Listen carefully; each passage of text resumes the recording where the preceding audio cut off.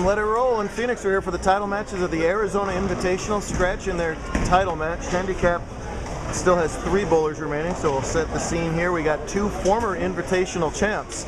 11-time winner Eric Hatchett just won the SoCal Invitational 6 days ago out in Los Angeles. So he's looking to earn $2,000 in 6 days. That's pretty good work in the junior level. He has 2 losses, and his opponent also has 2 losses, so this will be the title match no matter what. It's Kyle Duster, a 6-time champ, who won the SoCal Invite the season before, also at Canoga. So someone's going to win their 2nd Invitational here at the beautiful Let It Roll. And we're off to a slow start in the title matches. Duster leads by a pin, but it's 26-25 in the 2nd, as they both had low count opens in their 2nd frames. Over the handicap division, 3 bowlers left. Like I said, Max Paulhill is playing Aaron Coleman. Max has to win by 41 to tie. The winner of this match will have to play, or have to beat Jared Starr-Moncayo twice, because he's sitting pretty with only 1 loss. Tough lane pattern today. It was from the 2012 Asian Youth Championship. It was 45 feet, a big old out of bounds to the right today, and pretty flat in the middle, even though it was long. So you'll see the bowlers migrating far to the left. Both Eric and Kyle totally comfortable playing that deep.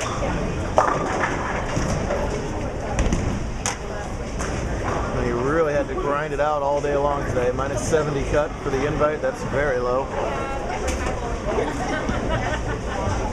Weren't many high games at all to speak of, and Eric actually started out the day about minus 80 after 2. It might have been even lower than that. Sort of similar to last week, when he started 0-2 in match play and ran the table all the way to the title. Another slow start for Hatchett, but once again, here he is bowling for the title. Not really much of a surprise to see Duster in the title match, as he eats up these long patterns with that 2-handed delivery. Had his ups and downs just like everybody today.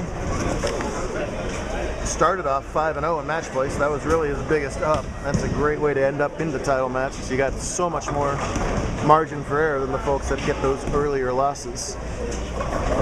Whiffed a bucket here in the 2nd frame. This is a much better shot at the spare this time. Hard and straight is definitely the way to go when the lanes are tough. And he leads by 2 with that 4th frame spare. Thanks to Let It Roll for hosting us. Beautiful center. If you don't know it's here, you might not know it's here. It's stuck back in a neighborhood, but they keep adding stuff to it every time we're here. It looks great. See that full approach? It's going to take 4.5 really big steps. Get all that momentum going. Oh, and can't quite roll the 10 even with all that rotation on the ball. When Kyle doesn't strike, it seems like he acts like someone ran over his cat. He gets very, very upset. These kids, I don't know how they do it.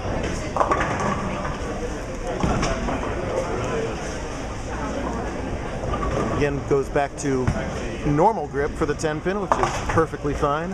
Hard and straight at the 10, which was also perfectly fine. Hatch will come up here in the 5th, trailing by just a pin.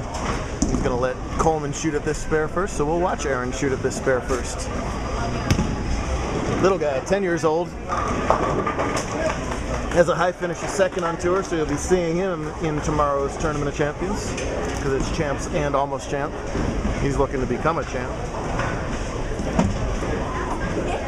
See Eric with very deliberate steps. He's got this weird little hitch in his elbow at the top of his backswing.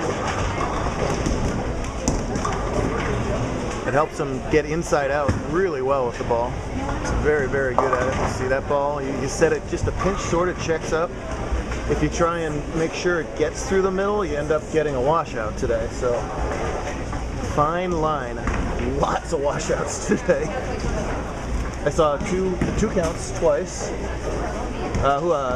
Franz had one, and someone else had a 2 count today. It was ugly. Nice, very nice. Very nice. Oh, just the 6-10? Oh, wow. Eric switches to his trusty red hammer, hard and straight. Oh, and just gets enough of that to make that spare. No strikes yet for Eric, but he only trails by 4 halfway through. Catch Max here shooting at the 310, the toughest spare on the lane, as far as I'm concerned. I have no idea how Max is still bowling, do you? He is gotten himself out of a couple pickles here in match play. Oh, nicely done. Makes the 310. Right now, let's see, he actually trails against Aaron by 4 pins, and he's still got to make up 41 as Aaron caught an early double. So advantage Coleman halfway through, but that second half could change things dramatically. Eric in around the 5th arrow now. See that fine line as he helps it through a little bit there, and the ball doesn't recover. Lucky to only leave a 2-8. So how much does this guy look like this guy? And how much does that guy look like that guy? You're not seeing triple. That's dad. That's twin brother. And Aaron is doing it right. You'll see both of them in tomorrow's TFC, right? Heck yeah. You'll see all 3 of them in tomorrow's TFC, actually. There's every single one of them's eligible. Oh, and he does break up the 310. Coming on the screen is Duster in the 6th, leading by 6. Oh, make it leading by 3, plus he leads the very tricky 245. And again, someone ran over another cat. There are no cats left in the building. Aaron's going to pick up that 310. Continues to lead over there, filling frames and putting Max up against the 8 ball, which he should be totally comfortable to be in right now because he escaped a tie. I still don't know how he won that tiebreaker over Paul. Buster goes to the left side for the spare, picks it up. Nice job by Kyle. He's got to grind out those marks over in the stretch. They are hard to come by. If Max wants to come back, he wants to start putting together an extra 2 right here. Pretty good shot there. Oh man, it is such a fine line. Half an inch more, that ball flips over and carries a light hit. Instead, it's a 6 count. You know, these bowlers at this level with this equipment, they're used to leaving at worst a 2 pin from there, but that extra